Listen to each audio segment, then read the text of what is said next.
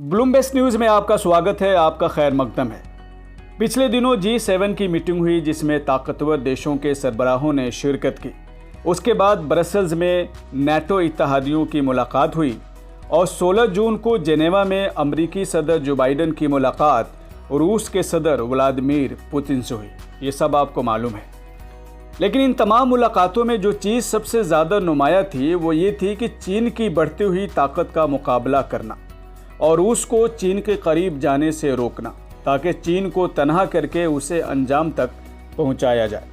लेकिन मुश्किल ये है कि चीन अमेरिका और यूरोपीय ममालिक की सोच से बहुत आगे निकल चुका है और रूस कभी भी अमेरिका और उसके इत्तेहादियों पर भरोसा नहीं कर सकता। इसके अलावा चीन और रूस इस हकीकत को अच्छी तरह जानते हैं कि अब अमेरिका अंदर से कमज़ोर हो चुका है और हो रहा है और अपनी बालादस्ती कायम रखना उसके लिए आसान नहीं है। ऐसे माहौल में रूस और चीन हरगिज़ कोई ऐसा समझौता नहीं कर सकते और न करेंगे जिससे अमेरिका को मौका मिले संभलने का या ख़ुद को मजबूत करने का। और ये बात अमेरिका भी खूब अच्छी तरह जानता है। तो फिर ये मुलाकातें किस लिए? आगे बढ़ने से पहले गुजारिश है कि ब्लूमबर्ग न्यूज़ को आप ज़रूर सब्सक्राइब करें, लाइक करें और अपने दोस्तों में इसे ज़रूर शेयर करें। अब अपनी बात आप लोगों के सामने रखने से पहले आपके सामने ये बात भी रखता चलूं कि अगर कल को फ़र्ज़ कर लीजिए कि जंग शुरू हो जाए तो रूस का किसी हद तक दावा ये है कि वो अमेरिका को तबाह बर्बाद करके रख देगा और ब्रिटेन जैसे मुल्क को तो सफ़ेद हस्ती से मिटा देगा। जबकि रूस का डिफेंस बजट महज $66 बिलियन है और अमेरिका का $588 बिलियन। और अगर नेटो इत्तेहादियों का मजमूई डिफेंस बजट अगर आप देखें तो वो $876 बिलियन है। बज़ाहिर ताकत का तवाज़ुन अमेरिका और नेटो इत्तेहाद के हक़ में जाता है, फिर भी अमेरिका और नेटो इत्तेहादी रूस से टकराने की हिम्मत नहीं जुटा पा रहे हैं। और उसकी सबसे बड़ी मिसाल ये है कि रूस उनकी आंखों के सामने क्रीमिया को कब्ज़ा कर चुका है और रूस की धमकी की वजह से ही चाहते हुए भी यूक्रेन को नेटो का हिस्सा बनाने का ऐलान नेटो इत्तेहाद नहीं कर सका। अब जबकि अकेले रूस को संभालना मुश्किल हो रहा है तो जब रूस चीन एक साथ हों और उनके साथ उनके इत्तेहादी भी हों तो आप खुद अंदाज़ा लगा सकते हैं कि अमेरिका और नेटो के लिए कितना बड़ा चैलेंज होगा। तो हकीकत यह है कि पिछले 20 साल के अंदर जब दुनिया बदल रही थी, अमेरिका इराक और अफ़गानिस्तान में उलझा हुआ था। उसे अंदाज़ा ही नहीं हो सका कि चीन और रूस मैदान जंग में अमेरिका और उसके इत्तेहादियों को शिकस्त देने की तैयारी में लगे हुए हैं और मुमकिना अगली जंग की तैयारी कर रहे हैं। और अगली जंग ज़मीन पर नहीं, स्पेस में लड़ी जाएगी। अगली जंग हाइब्रिड वॉर होगी और साइबर वॉर होगी। और इस जंग में चीन और रूस अमेरिका और उसके इत्तेहादियों से बहुत आगे निकल चुके हैं। अब सिर्फ हथियारों की तादाद से जंग का फैसला अपने हक में करना बहुत मुश्किल है। इस वक्त बहुत से मुल्कों में जंग जो लड़ी जा रही है इसमें बड़ी तादाद उन प्रॉक्सीज़ की है जो अलग अलग मुल्कों से ताल्लुक़ रखते हैं।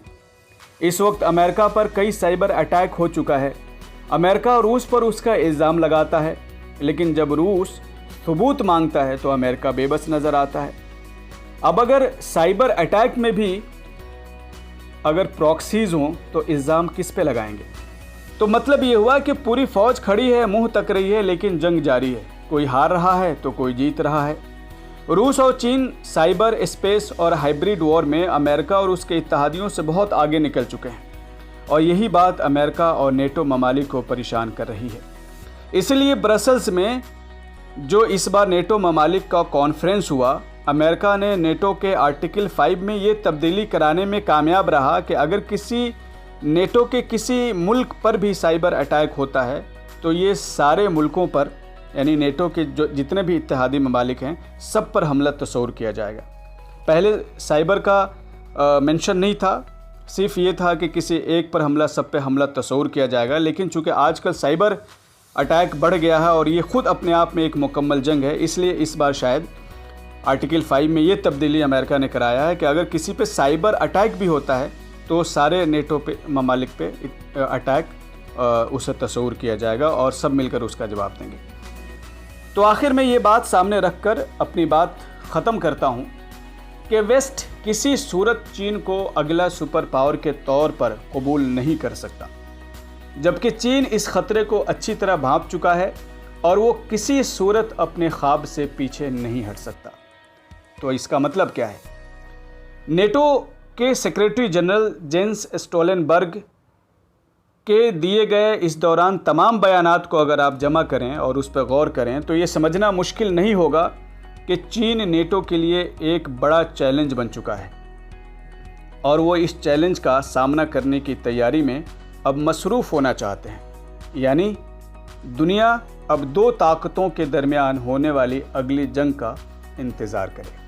अब आप इन बातों से किस कदर मुत्तफ़िक हैं और हमसे कितना एग्री करते हैं और आप क्या सोचते हैं, मैं चाहूँगा कि आप कमेंट बॉक्स में अपना ख़याल भी ज़रूर लिखें, अपना कमेंट्स ज़रूर लिखें, ताकि हमें अंदाज़ा हो सके कि हम जो बात आपके सामने रखते हैं वो किस हद तक दुरुस्त है। आपसे अगली वीडियो में फिर मुलाकात होगी।